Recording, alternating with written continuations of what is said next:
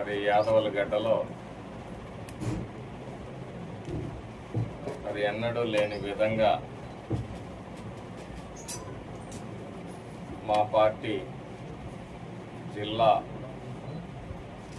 BC cell అధ్యక్షుడిగా పనిచేసిన మున్నా రాంబాబు ఇంటి మీద దాడి ఉద్దేశపూర్వకంగా జరిగింది. గత వారం రోజుల నుంచి రెచ్చగొట్టే వ్యాఖ్యలు, బూతులు, తిట్లతోటి రెచ్చగొడుతున్నప్పటికీ సంయమనం పాటిస్తూ వస్తూ ఉన్నారు. స్పందించకపోవడంతో ఈరోజు దాడి చేసే పరిస్థితి. మొన్న తెలంగాణలో ఫంక్షన్కి వెళ్ళినప్పుడు అక్కడ భోంచేస్తున్న రాంబాబు మీద మాటలతో దాడి చేశారు. ఆ రోజే నాకు తెలియజేయటం జరిగింది, సంయమనం పాటించండి,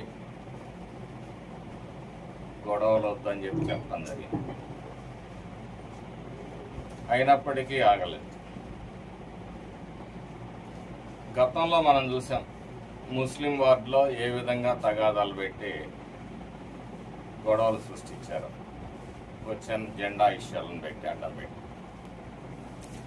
ప్రతి చిన్న విషయాన్ని రాజకీయం చేయటం, గొడవలు సృష్టించడం అనేది వైసీపీ నాయకులకి మరి ఆనవాయితీగా, అలవాటుగా మారింది.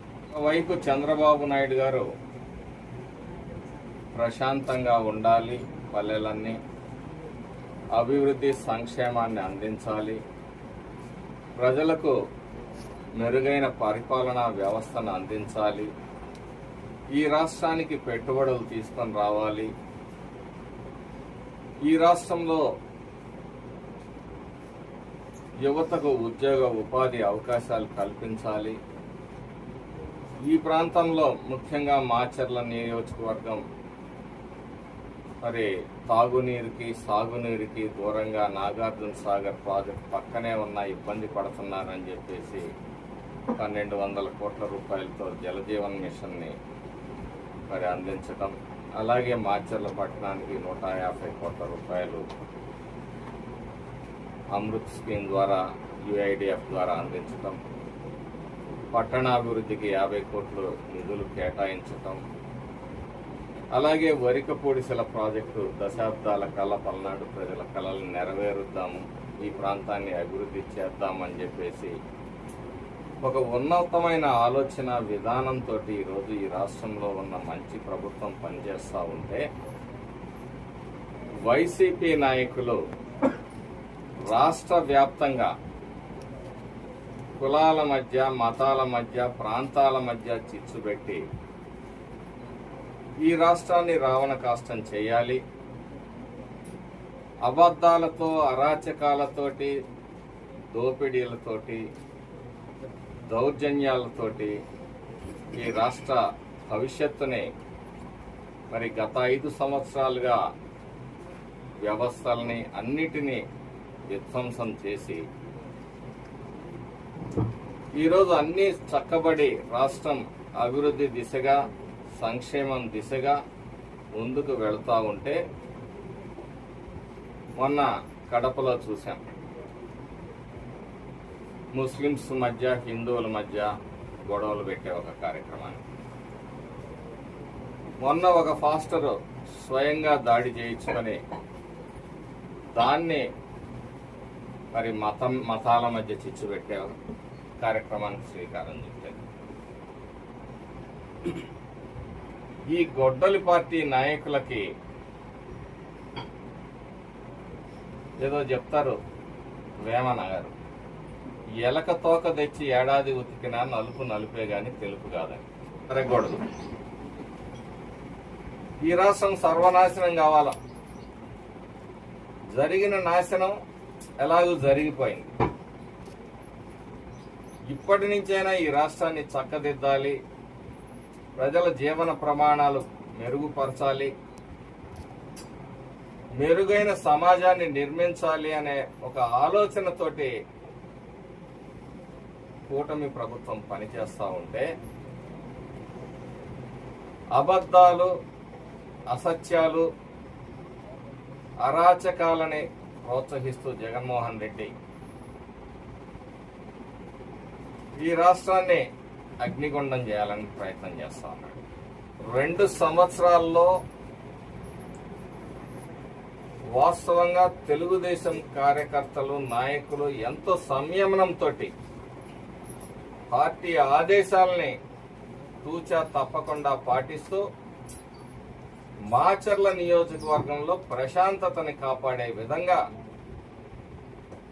అన్నిటినీ దిగమింగుకొని పనిచేస్తా ఉంటే రెచ్చగొట్టే కార్యక్రమాలు చేపడతా ఉన్నారు. సహనానికి హద్దు ఉంటుంది. 2 సంవత్సరాలు మీరు మారుతారేమోనని చెప్పేసి మారాలనే ఆశతోటే సంయమనంగా ఉన్నాం. ఇలాంటి సంఘటనలు రిపీట్ అయితే పరిస్థితులు నిన్నటి వరకు ఉన్న పరిస్థితులు రేపు ఉండకపోవచ్చు. దానికి వైసీపీ నాయకులే బాధ్యత వహించాలి. గత మీ 15 సంవత్సరాల పరిపాలనలో ఏ విధంగా ఇక్కడ భూ కబ్జాలు చేశారో, దోపిడీలు చేశారో, పీ ట్యాక్సులు వేశారో, లిక్కరు మరి గుడంబా శంకర్ లాగా అవతారం ఎత్తి ఏ విధంగా పేద ప్రజల రక్తాన్ని తాగారో ఇవన్నీ కూడా మాచర్ల ప్రజలు మర్చిపోయారని మీరు అనుకుంటున్నారు. ప్రజలు మరి మీ దృష్టిలో వారికి గుర్తు తక్కువ, మతిమరుపు అనుకుంటున్నారేమో. చరిత్ర ఎప్పుడూ కూడా వెంటాడుతూనే ఉంటుంది ఏ మనిషినైనా. ఈరోజు మాచర్ల పట్టణంలో 2 సంవత్సరాలు మేము అధికారంలోకి వచ్చిన తర్వాత రోడ్లు వేస్తా ఉంటే మేమే తీసుకొచ్చామని చెప్పి మాట్లాడుతున్నారు. ఇది ఏం విధానం అర్థం కావట్లే మాకు. అసలు దాని ఏ రోజు అడ్మినిస్ట్రేటివ్ శాంక్షన్ వచ్చిందో కూడా తెలియదు. ఈరోజు వరికపూడిసెల ప్రాజెక్టు గురించి మాట్లాడుతుంటారు. వరికపూడిసెల ప్రాజెక్టు ఎన్ని అనుమతులు వచ్చినాయో, ఎన్ని రావాలో వాళ్ళకు తెలియదు. అసత్యాలతో, అబద్ధాలతోటి ప్రజల్ని అమాయకులుగా భావించి వీళ్ళు మాట్లాడుతూ ఉంటారు. ఇప్పటికీ కృష్ణా రివర్ బోర్డ్ పర్మిషన్ రావాలి, ఎన్విరాన్మెంటల్ క్లియరెన్స్లో రావాలి. ఈ 2 ముఖ్యమైనవి. ఇప్పుడు ఒక అబ్జర్వేషన్ పీరియడ్గా పెట్టారు వరికపూడిసెల ప్రాజెక్టు. 4 సార్లు ఎమ్మెల్యేగా గెలిచినానన్నాడికి ఆ మాత్రం కూడా జ్ఞానం లేదు. కనీసం సభ్య సమాజం చేదరించుకుంటుంది మీ ఆలోచన విధానాన్ని అని చెప్పి గుండె ఆగిపోతుందంట మావిగనని. పిచ్చోడి ప్రలాపనలకి గుండెలు ఆగిపోతాయా? ఈ రాష్ట్ర ప్రజలు వైసీపీ పార్టీ నాయకుల మాటల్ని, జగన్మోహన్ రెడ్డి మాటల్ని ఏ విధంగా తీసుకుంటున్నారో ఒక్కసారి మీరు సర్వే చేయించుకోండి. మావిగన్నంట. అద్భుతమైన చరిత్రాత్మకమైన ప్రదేశం అమరావతి పేరు పెడితే ఈయన మావిగన్ అంటాడంట. ఆ గన్ను పేరు చెప్తే చంద్రబాబు నాయుడు గారికి హార్ట్ అటాక్ వచ్చి గుండె అయిపోద్దంట. గెలుపులు చూశాడు, ఓటములు చూశాడు. ముఖ్యమంత్రిగా, ప్రతిపక్ష నాయకుడిగా ఏ రోజు మీలాగా బాధ్యతకి దూరంగా పారిపోలేదు. ప్రతిపక్షంలో కూర్చున్న రోజు కూడా ప్రజలిచ్చిన తీర్పుని గౌరవించారు. అసెంబ్లీకి రాని పిరికి పందలు మీరు అసెంబ్లీకి రావాలి, ప్రజా సమస్యల్ని ప్రస్తావించాలి. కానీ మీకు భయం. గత పాపం మిమ్మల్ని వెంటాడుతుంది. అసెంబ్లీ రికార్డులు సాక్షిగా మీకు సమాధానం చెప్పే దమ్ము, ధైర్యం ఈ ప్రభుత్వానికి ఉంది. మీ అవినీతి అరాచకాల మీద చంద్రబాబు నాయుడు గారు వైట్ పేపర్ని రిలీజ్ చేశారు. మీకు చిత్తశుద్ధి, ధైర్యం, నిజాయితీ ఉండుంటే ఆ వైట్ పేపర్ని ఎక్కడన్నా ప్రశ్నించారా? అవి అవాస్తవాలనేది ప్రశ్నించే ధైర్యం మీ దగ్గర ఉందా? అన్ని రికార్డెడ్గా మరి మీ మీద ఎవిడెన్స్లతో సహా వైట్ పేపర్ని రిలీజ్ చేయటం జరిగింది.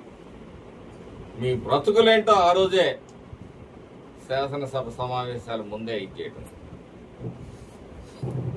మాచర్ల నియోజకవర్గ ప్రజలకు చెప్తా ఉన్నా, ఇప్పటిదాకా తెలుగుదేశం పార్టీ ఒక పద్ధతిగా ప్రజలు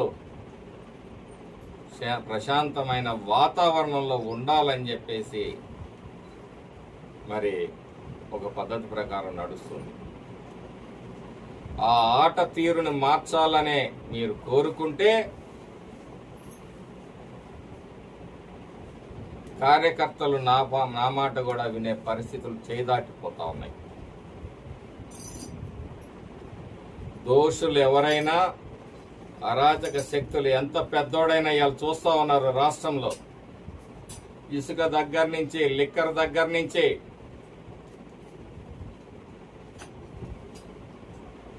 ఎన్ని మాఫియా సిస్టమ్స్ మీరు నడిపారో వాటన్నిటి మీద విచారణ జరుగుతూ ఉంది.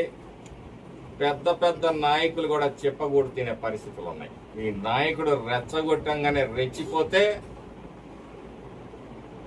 సరస్వతి భూముల కేసుల్లో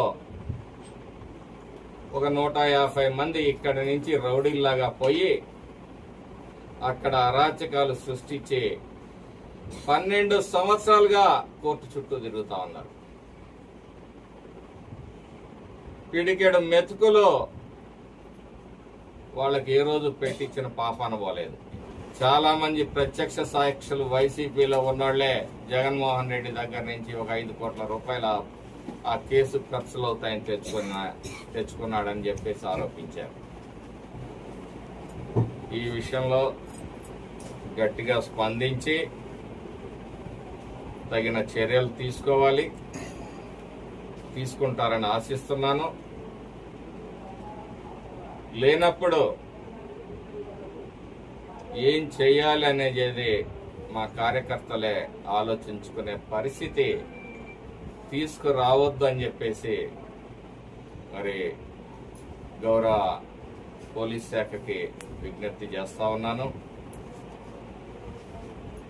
చంపుతాము, మా ప్రభుత్వం వస్తుంది, మీ అందరి పరిస్థితి ఏంటో ఆలోచించుకోండి, ఇలాంటి డైలాగులు చెప్తా ఉన్నారు. నేషనల్ సర్వేలు ఏం చెప్తున్నాయో ఒకసారి వైసీపీ కార్యకర్తలు, నాయకులు అందరూ కూడా ఆలోచించుకోండి. ఆ రోజు కన్నా 3%, 2% ఓటింగ్, ఒక సర్వేలో 3%, ఒక సర్వేలో 2% మీ ఓటింగ్ పర్సంటేజ్ దిగజారింది. కేవలం మీ ప్రతిపక్షంలోకి వచ్చిన తర్వాత కూడా మీరు చేస్తున్న, మీ గొడ్డలి పార్టీ చేస్తున్న నినాదాలు రఫా గంగమ్మ జాతరలో పొట్టేళ్లు తలలు నరుకుతారంట. తప్పేమీ లేదంట. జగన్మోహన్ రెడ్డి, ఎవరు తలలు నరుకుతావు జగన్మోహన్ రెడ్డి? ఈ రాష్ట్రంలో నీకు ఓటేసి 151 సీట్లతో గెలిపించిన ప్రజల్నే తలలు నరుకుతావా?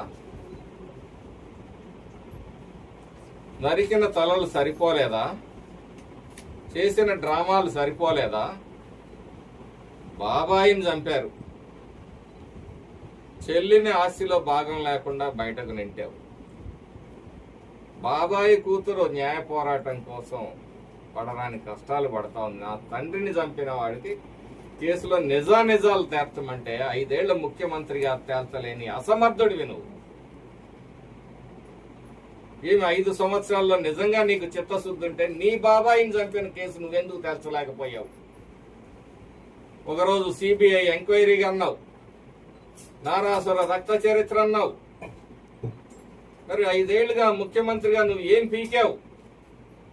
నీ బాబాయిని చంపినోడ్నే నువ్వు తేల్చలేని అసమర్థుడి నువ్వు. ఎందుకంటే కర్త కర్మ క్రియ అన్ని మనమే కాబట్టి దాన్ని గాలికి వదిలేశాం. మీ చెల్లెలు షర్మిల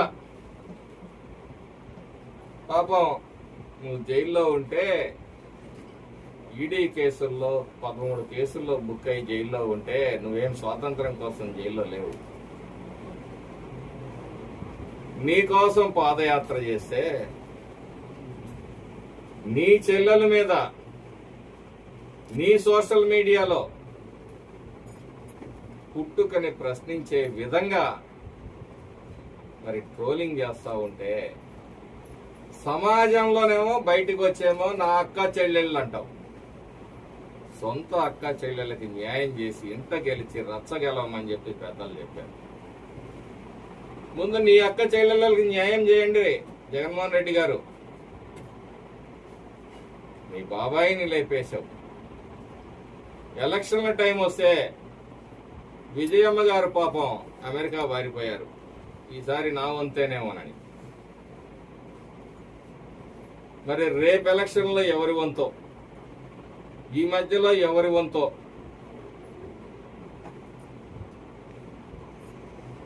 సానుభూతి రాజకీయాలతో పుట్టిన పార్టీ వైసీపీ పార్టీ. తండ్రి శవాన్ని పక్కన పెట్టుకొని రాజకీయ బేరసారాలకి సంతకాలకి ఉద్యమించిన వ్యక్తివి నువ్వు. మరి తండ్రి చనిపోవటం అనేది ఒక అవకాశంగా అదృష్టంగా భావించిన వ్యక్తివి నువ్వు. చూస్తూ ఉన్నాం బలహీన వర్గాల మీద దాడుల్ని నువ్వు ఏ విధంగా ప్రోత్సహిస్తున్నావు ఈ రాష్ట్రంలో.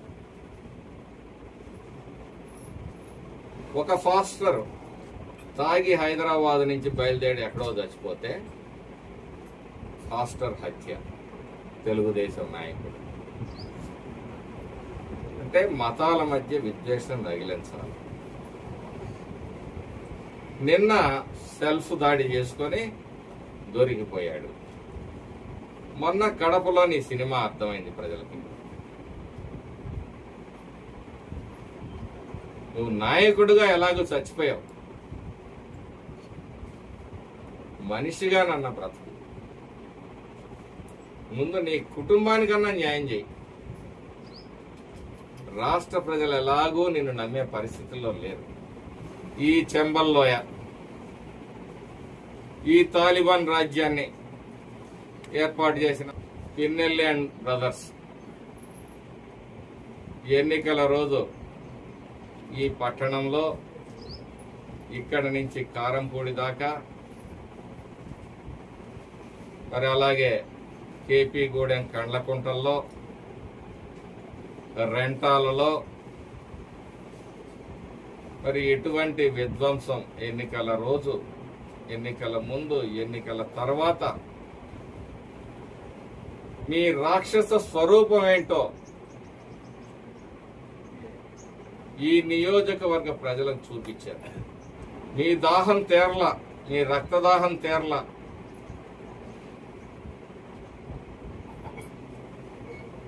ఈరోజు అక్రమ కేసులు పెట్టారని చెప్పి మాట్లాడతాడు. ఒక విచిత్రమైన వాదన వైసీపీ నాయకులు చేస్తారు. ప్రతి కేసులో నీ డబుల్ మర్డర్ కేసు కూడా నువ్వు సుప్రీంకోర్టుకి వెళ్తే పెద్ద పెద్ద కోట్లు వేసి నువ్వు లాయర్లను పెట్టుకుంటే అత్యున్నత న్యాయస్థానం ఈ దేశంలో నీ ఆధారాలు ఉన్నాయి, నువ్వు పోయి సరెండర్ అవ్వమని చెప్పేసి ఆర్డర్ ఇచ్చింది. ఈవీఎం ధ్వంసం చేసిన కేసు సాక్షాత్తు మరి విజువల్స్ తో సహా నువ్వు బయటపడితే నీ మీద కేసు పెట్టావు.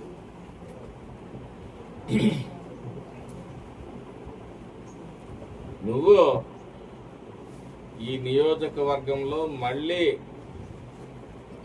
అరాచకాలు సృష్టిద్దాము, గొడవలు సృష్టిద్దాము అని చెప్పి అనుకుంటే కూటమి ప్రభుత్వం చేతులు ముడుచుకొని కూర్చోదు. ఖచ్చితంగా సమాధానం చెప్తుంది. మొన్న పసర్లపాడులో నేను వెళ్తే బీర్ బాటిల్ వేశాను. ఆ రోజు నేను చెప్పా, నా మీదే కదా వేసింది, నేను చూసుకుంటా, మీరు ప్రశాంతంగా ఉంది, మీరు గొడవలు పడద్దు. ఈ రోజు మాచర్లలో రాంబాబు మీద ఏదైతే జరిగిన దాడి ఉందో ఇది వారం 10 రోజులుగా జరుగుతున్న కుట్ర. ఉపేక్షించే ప్రశ్నే లేదు. చట్టం ఏ పరిధిలో వాళ్ళకి పనిష్మెంట్ ఇవ్వాలో, బుద్ధి చెప్పాలో చెప్తుంది. మాచర్ల నియోజకవర్గంలో యువత ఆలోచించాలి. ఈ రాష్ట్ర భవిష్యత్తు బాగుండాలన్నా, మీకు ఉద్యోగ ఉపాధి అవకాశాలు రావాలన్నా కూటమి ప్రభుత్వం అధికారంలో ఉంటేనే సాధ్యమవుతుంది. తప్పితే ఈ గొడ్డలి పార్టీ వల్ల ఏమీ కాదు అని చెప్పేసి మీ అందరూ కూడా ప్రజలు మీరు తెలుసుకోవడమే కాదు, ప్రజలకు తెలియజెప్పాల్సిన అవసరం ఉంది. ఎందుకంటే మీరు చదువుకున్న విఘ్నులు, మీకు తెలుసు వాస్తవాలన్నీ. ఈ సందర్భంగా చెప్పేది ఒకటే, ఈ ప్రాంతంలో అస్థిరత్వానికి, అరాచకాలని రెచ్చగొట్టి అభివృద్ధిని అడ్డుకోవాలనే వాళ్ళకి చెప్తానా, మీ జేజమ్మ తరం కూడా కాదు. ఈ ప్రాంతాన్ని అభివృద్ధి చేస్తాం. ఈ అభివృద్ధిని అడ్డుకోవడానికి ప్రయత్నం చేసే ఏ శక్తినైనా ఉక్కు పాదంతో అణిచి పెడతామని కూడా ఈ సందర్భంగా